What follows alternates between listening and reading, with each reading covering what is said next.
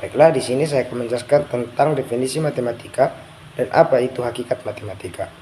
Nah, menurut beberapa literatur, matematika dapat diartikan sebagai ilmu yang mempelajari struktur, pola, ruang, dan hubungan antar objek yang abstrak. Nah, namun definisi ini sangat bergantung pada perspektif yang digunakan untuk memandang matematika, yaitu yang pertama matematika sebagai ilmu abstrak, yaitu sebagai ilmu abstrak. Matematika tidak hanya berkutat pada angka dan perhitungan sederhana, melainkan juga pada struktur dan relasi yang ada dalam teori bilangan, geometri, dan kalkulus. Nah, yang kedua itu adalah matematika sebagai alat penerapan. Nah, hal ini menekankan bahwa matematika juga berfungsi sebagai alat yang sangat berguna dalam memodelkan berbagai fenomena alam dan sosial.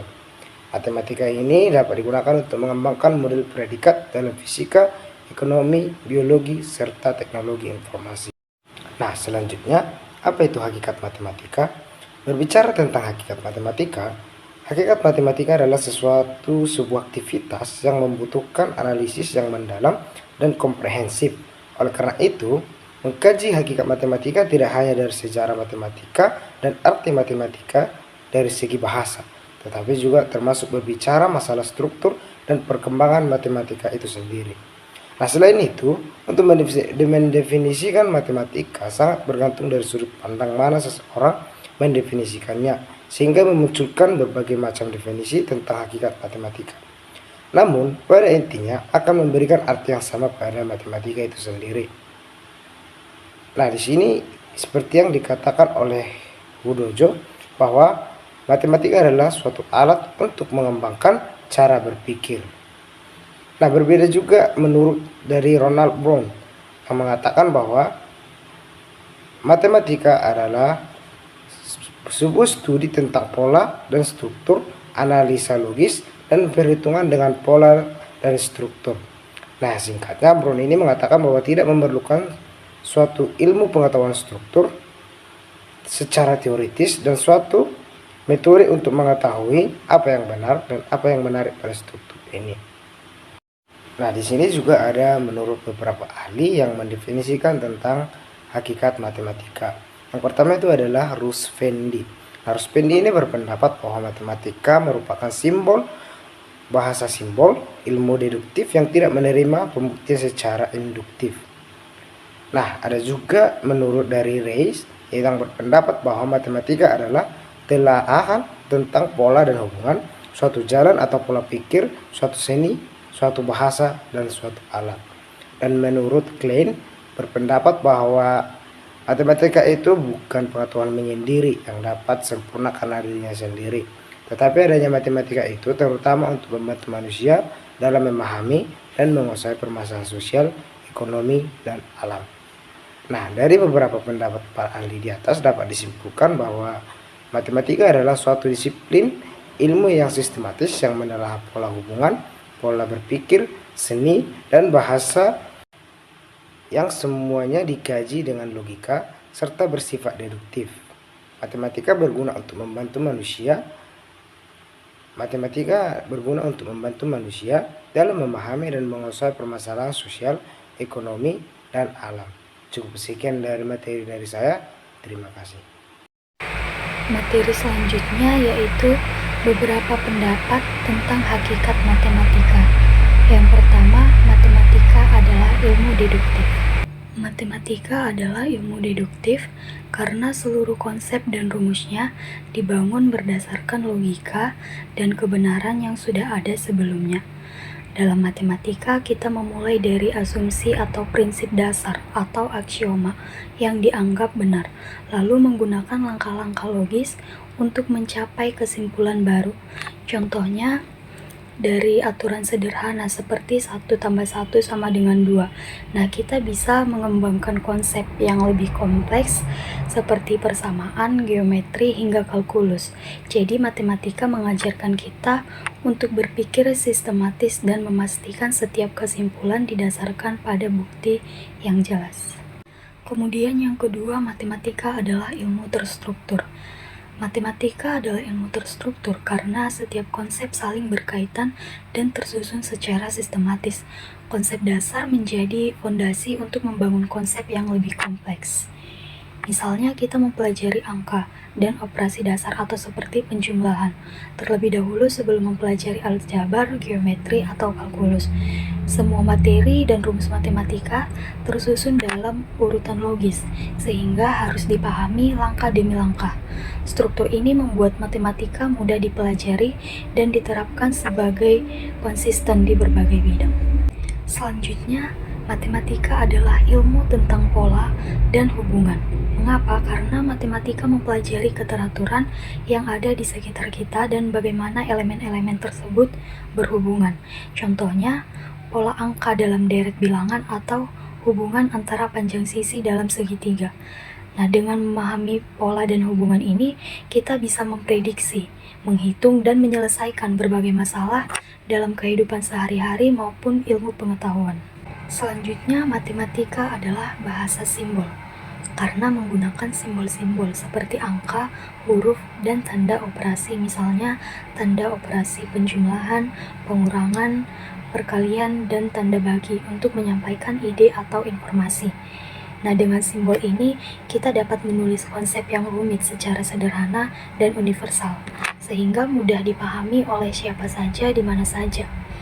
Contohnya, persamaan X ditambah Y sama dengan 10. Nah, itu menggambarkan hubungan antara dua nilai tanpa perlu banyak kata. Kemudian materi yang selanjutnya adalah karakteristik matematika. Ada beberapa karakteristik matematika. Nah, yang pertama yaitu memiliki kajian objek abstrak. Nah, jadi matematika itu mempelajari objek-objek yang tidak berwujud fisik, seperti angka, titik, garis, atau bentuk. Objek ini hanya ada dalam pikiran dan konsep, bukan di dunia nyata. Misalnya angka 2, itu bukan benda tapi representasi dari jumlah tertentu. Nah, dengan sifat ini matematika dapat diterapkan secara luas tanpa terikat pada hal-hal konkret. Adapun objek-objek tersebut, yang pertama yaitu fakta atau abstrak, berupa konvensi-konvensi yang diungkapkan dengan simbol tertentu. Kemudian, konsep adalah ide abstrak yang dapat digunakan untuk menggolongkan atau mengklasifikasikan sekumpulan objek. Apakah objek itu tertentu merupakan suatu konsep atau bukan. Kemudian karakteristik matematika yang kedua yaitu bertumpu pada kesepakatan. Jadi matematika dibangun berdasarkan kesepakatan bersama tentang definisi, aturan, dan simbol. Misalnya semua orang sepakat bahwa tanda tambah itu berarti penjumlahan atau garis lurus itu adalah jarak terpendek antara dua titik. Nah, kesepakatan ini membuat matematika bersifat universal dan dapat digunakan oleh siapa saja di seluruh dunia. Dalam matematika, kesepakatan merupakan tumpuan yang amat penting. Kesepakatan yang amat mendasar itu adalah aksioma dan konsep primitif. Aksioma diperlukan untuk menghindarkan berputar-putar dalam pembuktian, sedangkan konsep primitif diperlukan untuk menghindarkan berputar-putar dalam pendefinisian. Karakteristik matematika yang selanjutnya yaitu berpola pikir deduktif. Jadi matematika menggunakan pola pikir deduktif, yaitu menarik kesimpulan dari hal yang umum ke hal yang khusus. Kesimpulan diperoleh melalui langkah-langkah logis berdasarkan aturan atau prinsip yang sudah terbukti. Sebagai contoh, banyak teorema dalam matematika yang ditemukan melalui pengamatan-pengamatan khusus. Misalnya teorema Pythagoras. Bila hasil pengamatan tersebut dimasukkan ke dalam suatu struktur matematika tertentu, maka teorema yang ditemukan itu harus dibuktikan secara deduktif, antara lain dengan menggunakan teorema dan definisi terdahulu yang telah diterima dengan benar. Dari contoh prinsip tersebut, maka urutan konsep yang lebih rendah perlu dihadirkan sebelum abstraksi selanjutnya secara langsung. Nah, supaya hal itu bisa bermanfaat, bagaimanapun sebelum kita mencoba mengkomunikasikan konsep yang baru, kita harus menemukan apa kontribusi konsepnya, dan begitu seterusnya hingga kita mendapat konsep primer yang lain. Karakteristik matematika yang selanjutnya yaitu memiliki simbol yang kosong dalam arti. Simbol dalam matematika seperti X atau Y tidak memiliki arti tetap sampai diberikan nilai atau konteks tertentu. Nah, jadi simbol ini hanya bersifat umum dan fleksibel sehingga bisa digunakan untuk berbagai keperluan. Contohnya, X bisa mewakili bilangan, panjang, atau apapun sesuai dengan masalah yang sedang diselesaikan. Karakteristik matematika yang selanjutnya yaitu memperhatikan semesta pembicaraan.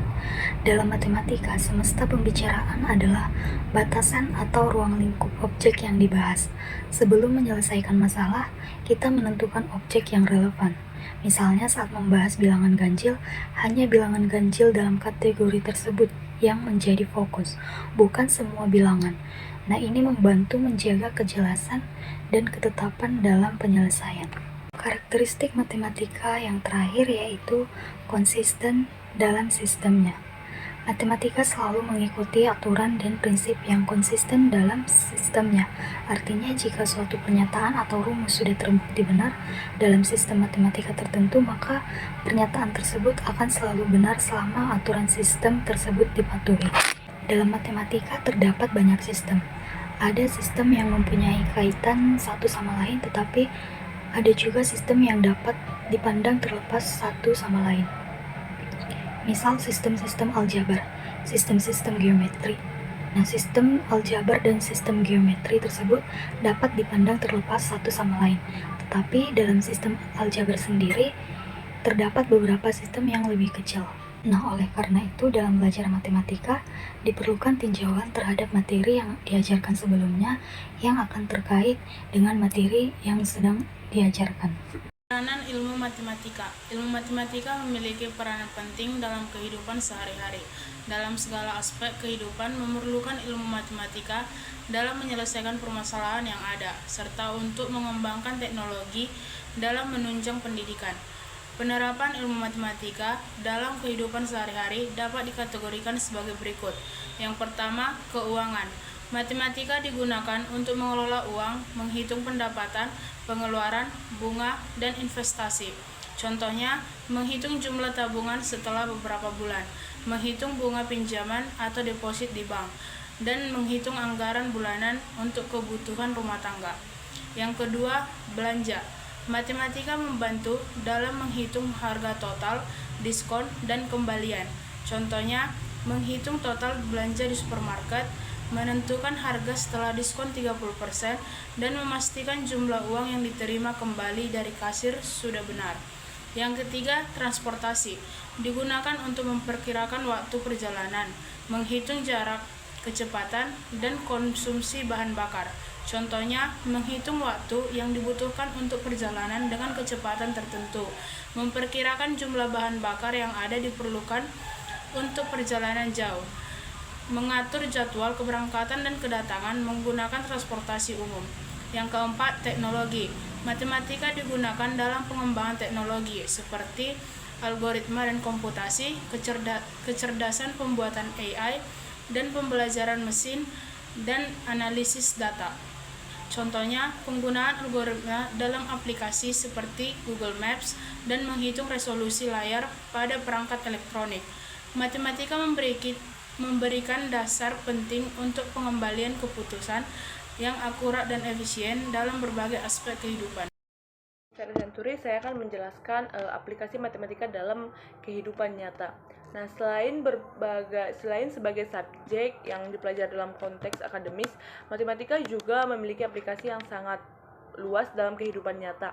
Nah, ada sejumlah artikel dalam International Journal of Mathematics pada tahun 2016 menunjukkan bagaimana matematika digunakan dalam berbagai bidang. Yang pertama itu matematika dalam teknologi dan komputasi.